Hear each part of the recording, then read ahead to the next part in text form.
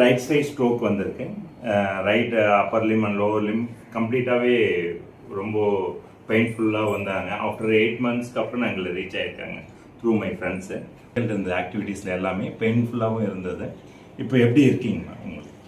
நான் வரும்போது ரொம்ப ஷோல்டர் பெயின், கை வந்து கொஞ்சம் கூட தூக்க முடியாது, ரொம்ப பெயினில் இருந்தேன். நடக்கும்போதும் அப்படி சுற்றி சுற்றி கால் வரும், ஸ்ட்ரெயிட்டாக வைக்க முடியாது, நினச்சா கூட கான்ஷியஸ் லெவலில் தூக்கும்போது ஷோல்டர்லாம் வந்து இப்படி பாடியோடு சேர்ந்து தூக்குற மாதிரி இருக்கும், கை மட்டும் தூக்க முடியாது. அதனால் ரொம்ப கஷ்டப்பட்டேன்.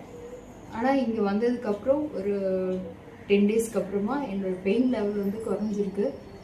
என்னால் வந்து இப்போ வந்து கையை கான்ஷியஸாக எல்லாத்துக்கும் யூஸ் பண்ண முடியுது.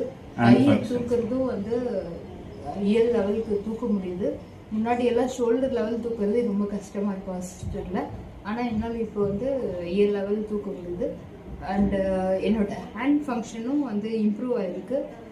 என்னால் ஏதாவது ஹோல்ட் பண்ணுறதுக்கு அதுக்கெலாம் வந்து கான்ஷியஸாக தண்ணி குடிக்க யூஸ் பண்ணேன். எல்லாத்துக்கும் என்னோட கை யூஸ் பண்ணுறதுக்கு கான்ஷியஸ் லெவல் வந்து இன்க்ரீஸ் ஆகிருக்கு.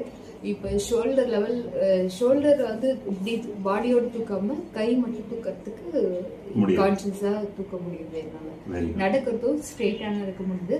ஃபஸ்ட்டு ஹீலை வைக்கணும், அதுக்கப்புறம் தான் ஃபுட் ட்ராப் ஆகணுன்றதுல இப்போ வந்து கான்ஷியஸ்னஸ் வந்து நடக்கிறோம். வெரி குட் அம்மா, தேங்க்யூ. ஹாப்பியாக இருக்கீங்களா? இங்கே வந்தது ரொம்ப சந்தோஷமாக இருக்குது. என்னோட சாட்டிஸ்ஃபேக்ஷன் லெவலும் 100% இருக்குது. கான்ஃபிடன்ஸ் லெவலும் இன்க்ரீஸ். தேங்க்யூ அம்மா.